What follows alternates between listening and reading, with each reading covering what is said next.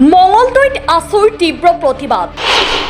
চৰকাৰৰ শপত গ্ৰহণৰ এদিন পিছতেই আছুৰ প্ৰতিবাদ। অত্যাৱশ্যকীয় সামগ্ৰীৰ মূল্য বৃদ্ধিৰ বিৰুদ্ধে এই প্ৰতিবাদ। সদৌখন ছাত্ৰ সন্থাৰ আহ্বানত অত্যাৱশ্যকীয় সামগ্ৰীৰ মূল্য বৃদ্ধি ৰোধ কৰাত চৰকাৰৰ ব্যৰ্থতাৰ বিৰুদ্ধে প্ৰতিবাদ সাব্যস্ত কৰে দৰং জিলা ছাত্ৰ সন্থাই। আছুৰ মঙলদৈ কাৰ্যালয়ৰ পৰা মঙলদৈ চহৰৰ মাজমজিয়ালৈ এক বিক্ষোভ কাৰ্যসূচী ৰূপায়ণ কৰে। অত্যাৱশ্যকীয় সামগ্ৰীৰ দাম বৃদ্ধিৰ বিৰুদ্ধে এই প্ৰতিবাদ সাব্যস্ত কৰে দৰং জিলা আছুৱে। বিজেপি চৰকাৰ হাই হাই অত্যাৱশ্যকীয় সামগ্ৰীৰ মূল্য বৃদ্ধি ৰোধ কৰক আদি শ্লোগানেৰে উত্তাল প্ৰতিবাদ সাব্যস্ত কৰে। নিৰ্বাচনৰ পিছতে দেশত এতিয়া যি ধৰণৰ এটা অৰ্থনৈতিক সংকটে দেখা দিছে, যি ধৰণে মূল্যবৃদ্ধি হৈছে, এই মূল্যবৃদ্ধিয়ে সাধাৰণ জনতাক কোঙা কৰি পেলাইছে আৰু এই মূল্যবৃদ্ধিৰ গইনালৈ কিন্তু বজাৰত একাংশ ক'লা বজাৰ গঢ়ি তুলিছে আৰু এই একাংশ পাইকাৰী ব্যৱসায়ীয়ে কিন্তু এটা চিণ্ডিকেট গঢ়ি তুলিছে। গতিকে চৰকাৰ প্ৰশাসনক আমি সকিয়াই দিছোঁ যে কোনো কাৰণতে এই মূল্যবৃদ্ধি মানি লোৱা নহ'ব।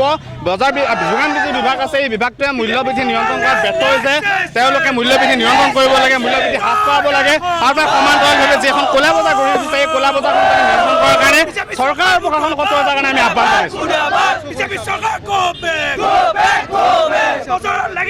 চাওক, আমি সদৌখন ছাত্ৰ সন্থাৰ আহ্বানত আজি সদৌ দৰং জিলা ছাত্ৰ সন্থাই 15 নং ৰাষ্ট্ৰীয় ঘাইপথত আমি এটা বিক্ষোভ সমদল বাহিৰ কৰিছোঁ আৰু এই বিক্ষোভ সমদলৰ জৰিয়তে চৰকাৰ প্ৰশাসনলৈ আমাৰ স্পষ্ট সকিয়নি যে কোনো কাৰণতে দেশত যি হাৰে মূল্যবৃদ্ধি হৈছে এই মূল্যবৃদ্ধি মানি লোৱা নহ'ব আৰু এই মূল্যবৃদ্ধি ৰোধ কৰাত ব্যৰ্থ হোৱা যায় চৰকাৰখনৰ এই যিটো যোগান বিভাগ আছে সেই যোগান বিভাগক ভংগ কৰি দিয়া উচিত। কাৰণ তেওঁলোকে এটা বিভাগ ৰাখিও, এটা ব্যাগুম বিভাগ থাকিও জনতাক যি ধৰণে সকাহ দিব লাগিছিলে, যোগান নিয়ন্ত্ৰণত যি ধৰণে তেওঁলোকে ব্যৱস্থা ল'ব লাগিছিলে এই ব্যৱস্থা লোৱা তেওঁলোক ব্যৰ্থ হৈছে আৰু অনতিপলমে যোগান বিভাগটো ভংগ কৰি দিব লাগে। তাৰ সমান্তৰালভাৱে এই মূল্যবৃদ্ধিৰ অৱস্থা সংকটৰ সময়ত, দেশৰ আৰ্থিক সংকটৰ সময়ত একাংশ কিন্তু পাইকাৰী ব্যৱসায়ী এখন ক'লা বজাৰ গঢ়ি তুলিছে, এটা চিণ্ডিকেট গঢ়ি তুলিছে আৰু এই ক'লা বজাৰ আৰু চিণ্ডিকেট নিয়ন্ত্ৰণ কৰাৰ দায়িত্ব কিন্তু যোগান বিভাগৰ। আৰু আমি দাবী জনাইছোঁ যে কোনো কাৰণতে এই যে চিণ্ডিকেট গঢ়ি তুলিছে, যি পাইকাৰী একাংশ পাইকাৰী ব্যৱসায়ী এটা ক'লা বজাৰ গঢ়ি তুলিছে, এই ক'লা বজাৰখন ৰোধ কৰিব লাগে।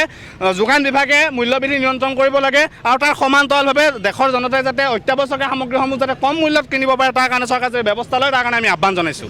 তেখেতে সংবাদ মাধ্যমটো দিছে ঠিকে, কিন্তু কাৰ্যকৰী কিমান দূৰ হৈছে? গতিকে টিভিত বেলেগ এটা কথা কয়, কিন্তু বাস্তৱ ক্ষেত্ৰত সেই কথা ৰূপায়ণ নহয়। এতিয়া চাব যে একাংশ পাইকাৰী ব্যৱসায়ীয়ে এখন ক'লা বজাৰ গঢ়ি তুলিছে।